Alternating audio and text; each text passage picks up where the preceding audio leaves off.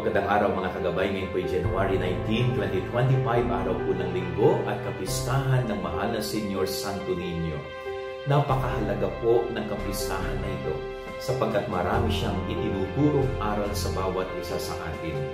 Una, ang kapistahan na ito ay nagpapaalala na dapat pinahahalagahan natin ang mga bata. Dapat ay nandoon palagi yung pag-ibig, yung pagmamahal, at pag-aaruga natin sa mga paslin. Dahil sa mata ng Diyos, mahalaga ang mga bata. Kaya huwag niyong pinababayaan ang mga batang alaga ninyo. Maging anak man nyo yan, apo, pamangkin, o batang ipinagkatiwala sa inyong pag-aaruga. Mahalin niyo po ang mga bata na yan, sapagkat mahalaga sila sa mata ng Diyos. Pangalawa, itong kapistahan ng Señor Santo Niño nagpapaalala ng sanggol na si Jesus, batang si Jesus, napakarami pong aral na itinuturo sa atin. Una po, ang pagiging mababa ang loob, hindi ma-pride. Ang isang bata ay may mababang loob. Hindi po yan nagtatanim ng sama ng loob. Hindi po yan nagtatanim ng galit sa kanyang puso. Kaya itinuturo sa ating mga matatanda na ibang-iba tayo sa bata. Tayo mga matatanda, ang taas ng pride natin. Tayo mga matatanda, ang tigas ng puso natin. Ang hirap magpatawad, ang hirap magbigay ng awa sa iba. Kaya bilang paalala sa atin ng sanggol na si Jesus, Señor Santo Niño, tularan natin ang pagiging mababa ang loob. Pangalawa, ang isang bata ay may simpleng buhay, subalit masaya. Okay? Simple kasi hindi po siya naghahanap ng kahit ano.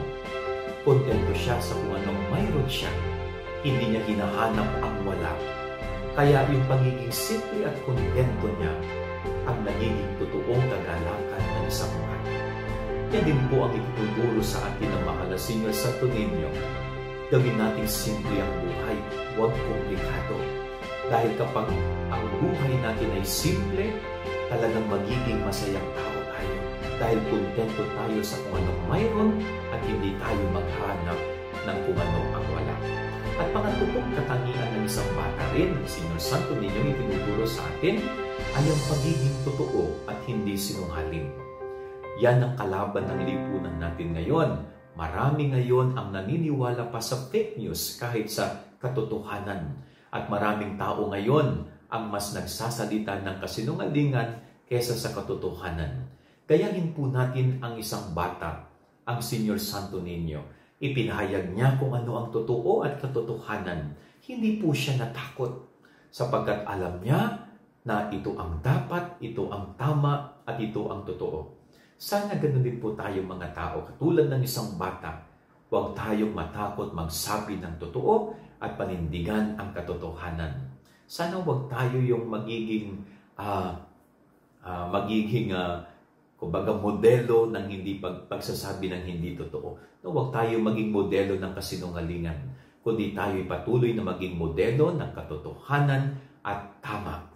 Yan ang ating gabay-aral ngayong maghapon. God bless po sa inyo lahat. Pagpalain kayo ng Panginoon.